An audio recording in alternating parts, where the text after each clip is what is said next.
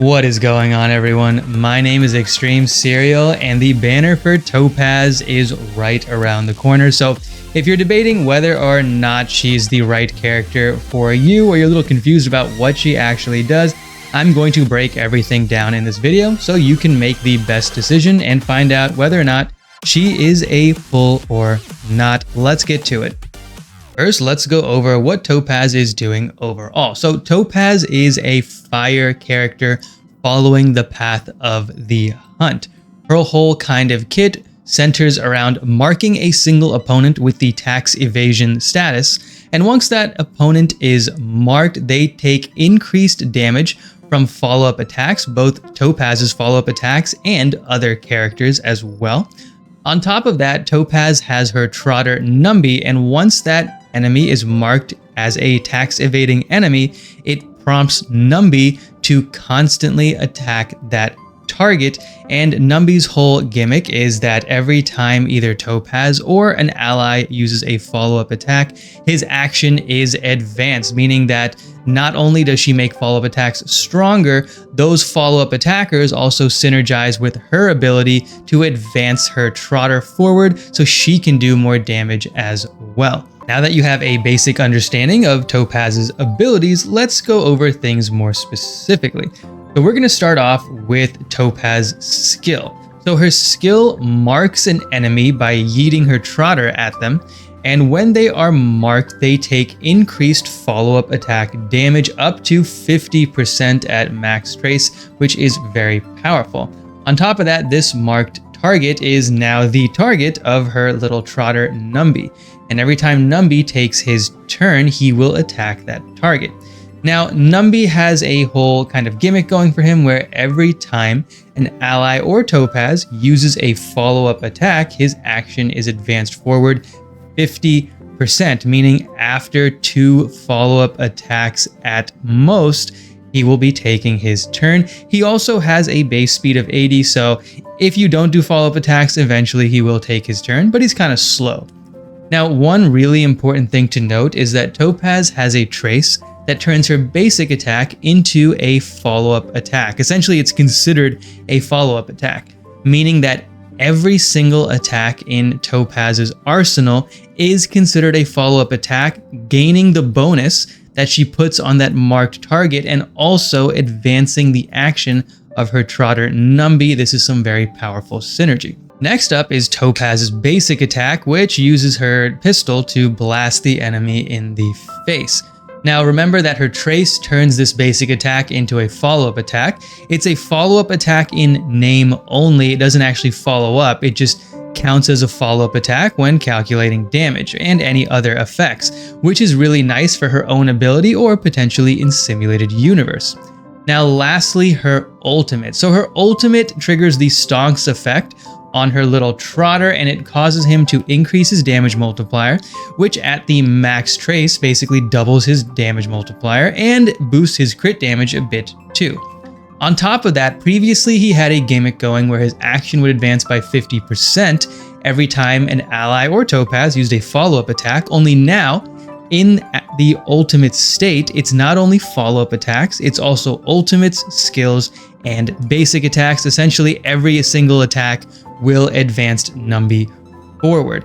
Now, he will exit this ultimate state after attacking 2 times. Lastly, we have Topaz's technique, which is pretty useful both in the overworld and in battle. So starting out with the overworld, her technique will summon Numby in the overworld, and he will search for treasures and even fellow Trotters in a set radius. If he finds Trotters, those Trotters will be docile, so you can attack them at will and they won't run away. A little messed up, but it works out well for the player. Now on top of that, if Topaz is still in the team, after you defeat these enemies, you can get some extra credits after the fight, a maximum of 10,000 credits per day. On the other hand, if you're using the technique in simulated universe after defeating enemies, you get additional cosmic fragments and a small chance to obtain 1 random Purio, which is pretty epic. Now in battle, the technique increases her energy by 60 after Numby takes his first action, which is pretty great. It means you get that ultimate a lot faster. Next, let's go over team setups with Topaz. So first and foremost, the character that pairs the best with Topaz is going to be Asta. Now, it might be too early to say this, but it's looking like Asta and Topaz are an inseparable pair, where if you're playing Topaz, you really want to pair her with Asta. And the reason is that Asta supports Topaz's kit really well. First of all, Asta provides a powerful attack buff that any DPS character will benefit from, but really the big bonus comes from her speed buff. As I mentioned before, Numbi's action is advanced forward by 50% every time a character does a follow-up attack. Now that also includes Topaz's basic attack, because her trace turns her basic attack into a follow-up attack. What this means is that Topaz can run as SP positive, generating skill points for you, and every time she uses her basic attack, receive the bonus that she gets from her marked target, as well as advancing the action of Numbi. What this means is that Topaz wants to be taking a lot of turns, both to advance the action of Numbi and to generate skill points for your team. Asta is the perfect character for this, as even at E0, Asta provides a 50 increase to speed with her maximum ultimate. This means in order for Topaz to hit that sweet 201 threshold to take those double turns, she needs to have 151 speed, or if you happen to have E5 Asta, 148. Now this might seem like a very high number, but it's actually not for Topaz, because she happens to be a very fast character, coming up with 110 base speed on her own. If you add speed boots to this, that's 135 base speed with just speed boots, and if you do a 2-piece hacker set, that's an increase of 6%, bringing her up to 141 or 142, depending on how the game is rounding, in your speed. Either way, that's a ridiculous amount of speed for absolutely nothing, and then you only need about 10 speed or 7 speed to hit those thresholds, and that is easily doable over your 6 relic pieces.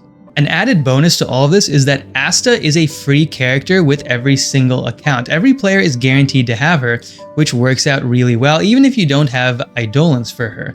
I think the only reason why we're not going to see Asta running alongside the Topaz banner is because we already have the new character Gwynaifen running with her, and she's a fire character as well. They couldn't have 3 fire characters on one banner, but Asta Topaz is a very powerful combo. Now with this combo, we still have 2 slots left to fill.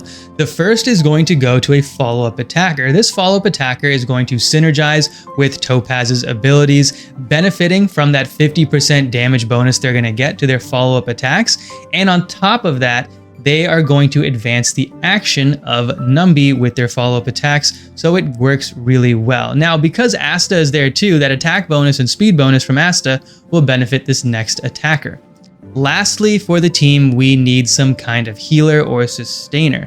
So for that, either think about a character from Abundance Path if you're doing more long-term content, or if you're running MOC, you can always get away with a strong preservation unit where the fight may not last as long and you don't necessarily need the heals, you just need a powerful shield or defensive unit. Now looking forward, I do believe that the best team for Topaz will be a pair of Topaz and Asta, followed by a follow-up attacker, heyo, and a sustaining character. Now you can use Topaz as a hyper carry, where essentially she does all the damage and there is no other damage dealer. For that, you can run her with 2 supports. Whether it's Asta or not is up to you. You can always go Bronya, Tingyun, you could go Tingyun and Pela, or any other future support characters that come about. However, I wouldn't recommend this team. The reason being is because by making Topaz a hyper carry, it defeats a huge portion of her kit and her abilities, and in my personal opinion, I think it just makes what she has going for her and her gameplay less fun. So here's the wrap, everyone. Topaz is a powerful single target damage dealer that also provides a very strong buff for follow-up attacks and has great synergy with other follow-up attackers. She is a future-proof character, with her biggest downside being we don't know what the future holds. We don't know when the next follow-up attacker is going to release, what their kit is going to look like, whether or not you as a player are going to be interested in that character, or if you're going to have enough gems saved up to get them. So my advice on whether or not you should pull Topaz is the following. 1, consider her for the now. Look at Topaz and what she offers your playstyle currently with your other teammates or just herself. On the other hand, you can also make a deal with yourself that you're going to be saving and pulling for future follow-up attackers, in which case, give Topaz a serious consideration. As for the question of whether or not I will be pulling for Topaz, the answer is yes. I will be pulling Topaz strictly for her damage and for her meta status, because that is just the kind of player I am. I am all about the numbers. And that's the video, everyone. I hope this helped you make a decision on whether or not Topaz is right for you. Subscribe to the channel, and I'll see you guys on the next one.